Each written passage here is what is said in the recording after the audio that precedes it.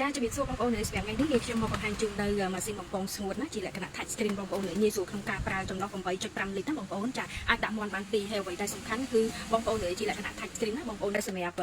ម៉ាស៊ីនបំពងស្ងួតនេះគឺកាត់បន្ថយនៅការប្រើប្រាស់ប្រេងឬក៏ខ្លាញ់បានច្រើនណាបងប្អូនណាហើយអ្វីដែលសំខាន់កម្លាំងវ៉ាត់មានរហូតដល់ 1800 វ៉ាត់ណាចាងាយស្រួលក្នុងការប្រើណាបងប្អូនណាមើលឃើញនៃការចម្អិនតាមកញ្ចក់នេះបានណាបងប្អូនណាអាចមើលឃើញថាតើមាន់ឬក៏ត្រីឬក៏ដំឡូងឬក៏អីដែលយើងដុតហ្នឹងគឺវាឆ្អិនដល់ដំណាក់កាលណាហើយបងប្អូនអាចបន្ថែមបានណាបងប្អូនណាចាងាយស្រួលក្នុងការប្រើមែនតើសម្រាប់ម៉ាស៊ីននេះគ្រាន់តែបងប្អូន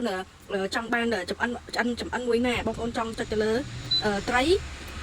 នេះបងប្អូននេះសម្រាប់យើង select ទៅលើដុតមាន់ដុតសាច់ដុតមាន់នេះវាលូតផ្លឹបអញ្ចឹងមានន័យថាបងប្អូនកំពុងតែនៅលើចំណុចណាមួយបងប្អូនអាចដុតបកងបកាចា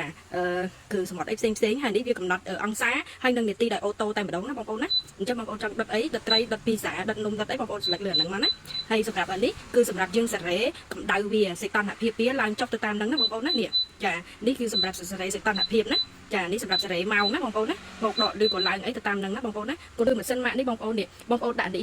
មានន័យថាវាកម្ដៅនៃការចម្អិនហ្នឹងគឺសាប់សាច់ល្អណាបងប្អូនណាចានៅពេលដែលវាកំពុងតែចម្អិនគឺវាចម្អិនដោយការប្រើភ្លើងឲ្យយើងមើលពីការចម្អិនទៀតណាបងប្អូនណាចាងាយស្រួលប្រើណាធានាគុណភាពជូនណាបងប្អូនណាចាបងប្អូននៅសម្រាប់ថ្ងៃនេះខ្ញុំធ្វើការ promotion ពិសេសណា